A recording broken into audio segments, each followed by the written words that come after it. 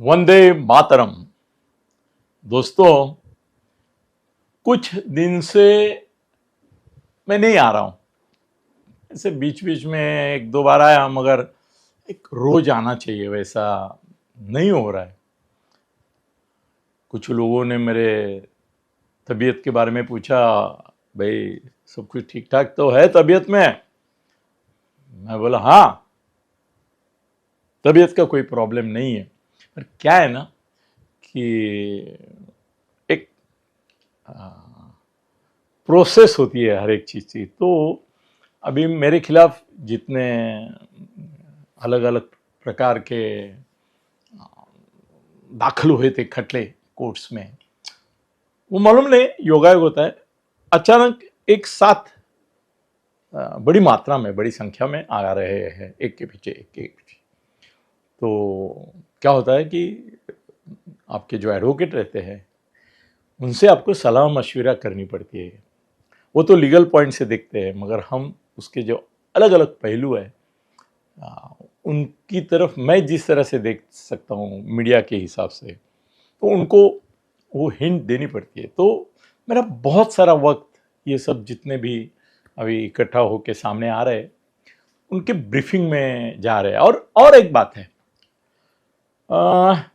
मैं तो हमेशा आपसे छुपाया नहीं हूँ कि मैं प्रोफेशनल पत्रकार हूँ, और मेरा ऐसा दावा है कि एक अपवाद छोड़ के सिर्फ एक बार हुआ लाइफ में, मैंने जिस कैंडिडेट को मदद की, जो कुछ भी इलेक्शन हो, मैं नाम नहीं लेता हूँ किसी के, थोड़ा गोपनीय भी रखना पड़ता है, तो मेरा कैंडिडेट कभी पराभूत नहीं हुआ है। और अभी आगे जाके स्थानिक स्वराज्य संस्था, कॉरपोरेशन से वो बहुत सारे चुनाव है महाराष्ट्र में, करीबन मेरे ख्याल से 30-40 हज़ार लोग अलग अलग जगह अलग अलग पार्टियों से अपक्ष खड़े होने वाले हैं।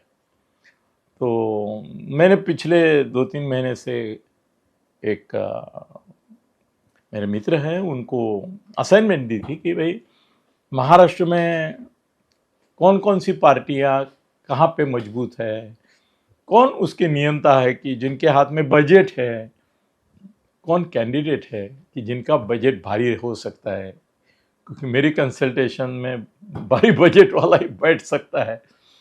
तो वो भी काम चल रहा था, तो उन लोगों ने थोड़ा ये किया था, उसमें एक जानकारी ली थी, मगर मेरा मिलना जरूरी था। तो कुछ पार्टी प्रमुख अध्यक्ष, पार्टी अध्यक्ष, जिला अध्यक्ष, उनको मिलना, उनसे बात करना, हमारे पास इलेक्शन का क्या पैकेज है वो बताना, ये सब इसमें भी मैं बहुत बिजी रहा, इसलिए इरेगुलर हो गए, क्षमा चाहता हूँ। और आज के विषय पे अभी आपको लेके चलता हूँ।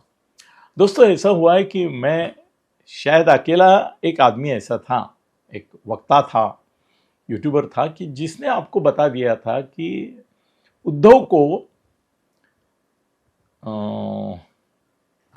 क्या बनाने के लिए, संजय की भाषा में बोलूं? अच्छा चलो, संजय की भाषा में बोलता हूं, मैं तो दूसरे शब्द यूज कर सकता हूं मैं। तो संजय की भाषा में, संजय राउत की भाषा में, चुतिया बनाने के लिए फडणवीस ने एक बहुत अच्छा गेम चलाया। उन्होंने इसके माध्यम से, राज के माध्यम से, एक पुड़ी छोड़ दी, मराठी में हमें बोलते पुड़ी छोड़ दी, एक गॉसिप क्रिएट किया, एक नैरेटिव छोड़ दिया कि भाई अगर महाराष्ट्र का सब्जेक्ट है, मराठी का सब्जेक्ट है, तो मैं उद्धव से कभी भी मिल सकता हूं, हम साथ कभी भी आ सकते हैं। और इसमें फडणवीस साहब का गेम ये था कि राज ये बोलेगा, और अभी डूबते को तिनके का सहारा। भाई राज को भी कोई ज्यादा वोट नहीं मिले, 2% मिले हैं। मुंबई में ज्यादा मिले, मुंबई में करीबन 11 या 12% मिले हैं, मगर बाहर सब मिला के 2% ही है, 0.2% नहीं है, ऐसा सोचता हूं। तो फडणवीस ने गेम डाला कि भाई, राज ने बोल दिया कि तैयार हूं। जैसे ही उसने बोला, उद्धव एक्सपोज हो गया, क्योंकि उसके सब कार्यकर्ता बैनर क्या लगा रहे, पोस्टर क्या लगा रहे, ठाकरे बंधू एकत्र आलेच पाहिजेत वगैरे वगैरे, जोरदार सुरू हुआ। वो भी बोला की जे महाराष्ट्राच्या मनात आहे तेच आमच्याकडून होईल वगैरे वगैरे। मतलब वो पूरा उसको एक्सपोज ही कर दिया कि कितना लालायित है, कितना ऐसा आतुर हुआ है कि भाई आओ आओ कोई तो बचाओ, आओ आओ कोई तो बचाओ, आओ आओ, ऐसा हो गया है। तो राज ने ऐसे छुपी छुपी बातें की, पब्लिकली एक्सपोज नहीं हुआ, बिल्कुल नहीं, एक शब्द नहीं उसके बारे में उसने कुछ इंडिकेशन दिया। और उसके लोग बोले, उनको भी बोला तुम बोलो मत, और अभी संदीप देशपांडे को बोलने को बोला है तो खिलाफ ही बोलने को बोला है, उद्धव के, संजय राउत के खिलाफ संदीप देशपांडे बहुत बोल रहा है, वो क्या राज को पूछे बिना बोलेगा है? तो उद्धव एक्सपोज हो गया कि भाई कितना लालयित है, कितना लालची है, सत्ता पाने के लिए इस हद तक गिरता है कि पहले शर्तें डाली, बाद में बोला शर्त भी कुछ नहीं, जगह अरे तुम पहले बोलो मिलना है, कब आऊं, कहां हूं, पूरा एक्सपोज हुआ। मतलब राज ने उद्धव के पॉलिटिक्स को बोलता हूं नंगा कर दिया कि कितना बेशर्म है। कांग्रेस का साथ छोड़ने को तैयार है, राष्ट्रवादी का साथ छोड़ने को तैयार है, सिर्फ मेरे और उसके भरोसे भी चलने को तैयार है, इतना लाचार, अरे अरे अरे अरे, इतना क्या गया गुजरा हो गया, एक्सपोज हो गया उद्धव और मुसीबत में फंस गया, क्योंकि राज ने जाहिर तौर पर तो ना बात की, ना उसके बारे में कुछ अनुकूल बोला, नहीं कुछ नहीं, फडणवीस का गेम देखते देखते सक्सेस हो गया। अब नौबत यहां तक आ गई कि जो लोग उद्धव ठाकरे को छोड़कर या तो शिंदे या भाजपा में आने वाले थे, उनको वो इस आशा पर पकड़ा हुआ था उद्धव कि भाई जाओ मत, हम सभी मनसे के साथ समझौता करने वाले, और मनसे का समझौता महायुति से है, तो इनडायरेक्टली हम बीबी ने तो साली तो कम से कम बंद रहे पॉलिटिक्स में तो तुम मत जाओ। मगर धीरे धीरे एक्सपोज हो गया उद्धव कि नहीं बाबा, राज भी आने को तैयार नहीं है, तो इसको चुतिया बना रहा है। पोल खुल गई, पोल खोल हो गई। अब हमने देखा पिछले कुछ दिनों में कि बीजेपी में जा रहे, शिंदे साहब के पार्टी में जा रहे, और ये बेचारा अभी तक, और हाँ इसके बारे में संजय ने मुझे थोड़ा अलग बताया, वो भी आपके पहुंचता हूँ, शेयर करता हूँ आपसे। वो बोला कि अनिल, मैंने उसको बोला फडणवीस ने तुमको चुतिया बनाया, तुम उसके पीछे लटकते रहे राज के, राज का गेम तो यही था कि कितना लालची है, कितना लालायित है, कितना गुलाम है, कितना लाचार है, लाचारी तुम्हारी दिखाई दी। बोला वो ठीक है, मगर हमारे ऊपर ब्लेम तो नहीं आएगा अनिल। अभी क्या है, एक मराठी आदमी को ऐसा लगता है कि ये दो ठाकरे आएंगे तो कुछ होगा, होगा नहीं होगा वो तेरे को मालूम, मेरे को मालूम, ये भी सीधा बोल दे, होगा नहीं होगा वो तेरे को भी मालूम है, मेरे को भी मालूम है, फडणवीस को मालूम है, पवार साहब को, सबको मालूम है, कुछ होगा कि नहीं होगा इसका उत्तर कुछ नहीं होगा, यही है ये भी उसने कबूल कर दिया कि कुछ नहीं होगा दोनों का साथ आने से। मगर ब्लेम अभी राज ठाकरे पे जाएगा। हमको वो चाहिए था कि हमने कोशिश की, हमने आउट ऑफ द वे जाके ये भी बोला कि भाई कोई कंडीशन नहीं, चलो तुमको किसको खिलाना है, वड़ा पाव खिलाओ, पोहा खिलाओ, चाय पिलाओ, कॉफ़ी पिलाओ, और भी कुछ पिलाना है तो पिलाओ, मगर हमको चलेगा, हमको चलेगा, मगर आ जाओ। तो बोलते हो ना, ठाकरे ब्रांड सुरक्षित रखना है तुमको, तो आ जाओ, दोनों भाई मिलो।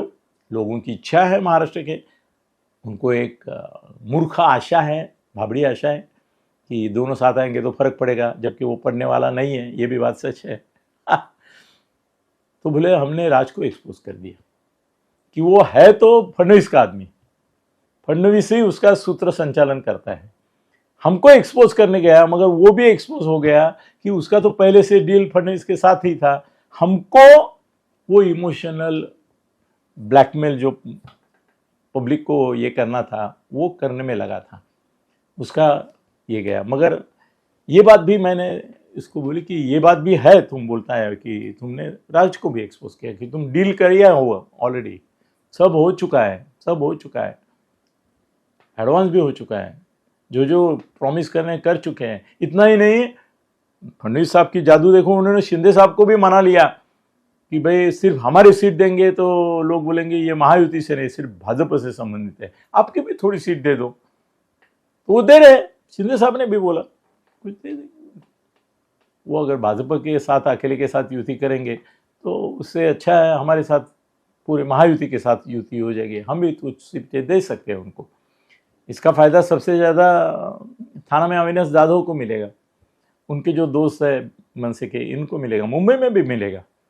अभी अमित ठाकरे कॉरपोरेटर होगा क्या नहीं मुझे मालूम नहीं, मगर मनसे को तो उपमहापौर पद और शिंदे को स्टैंडिंग कमेटी फाइनल हो चुकी है, और भाजपा अकेले के बल पे भी मुंबई में आने वाली है ऑलमोस्ट, ये भी सच है। मगर न घर का न घाट का ऐसी स्थिति उद्धव की कर दी, वो फडणवीस ने की, राज ने की, खुद उद्धव ने भी की। अब ना तो महायुति उसके ऊपर बिल्कुल ये नहीं करेगी, फिक्र नहीं करेगी, और महाआघाड़ी वाले जो कांग्रेस वाले और ये हैं वो भी बोलेंगे हम इंडिपेंडेंटली लड़ते हैं। कांग्रेस वालों ने तो बोलना शुरू किया। परसों ही देशमुख के एक मित्र है, वो जो महाराष्ट्र कांग्रेस के अध्यक्ष हैं, उनके साथ भी मेरी कुछ बात हुई, तो वो बोले कांग्रेस उनके साथ नहीं जा रही है, वो अलग ही रहेगी। शायद मैं MPCC प्रेसिडेंट का नाम गलत बोल गए, और whatever it is, however it is, Congress भी दूर हो गई उनसे। कांग्रेस इंडिपेंडेंटली लड़ेगी मुंबई में, राष्ट्रवादी शरद पवार और इनकी युति होगी। मन से इनको लात मार के निकल गई है ऑलमोस्ट, न घर का न घाट का, ऐसी अवस्था हुई है। धन्यवाद।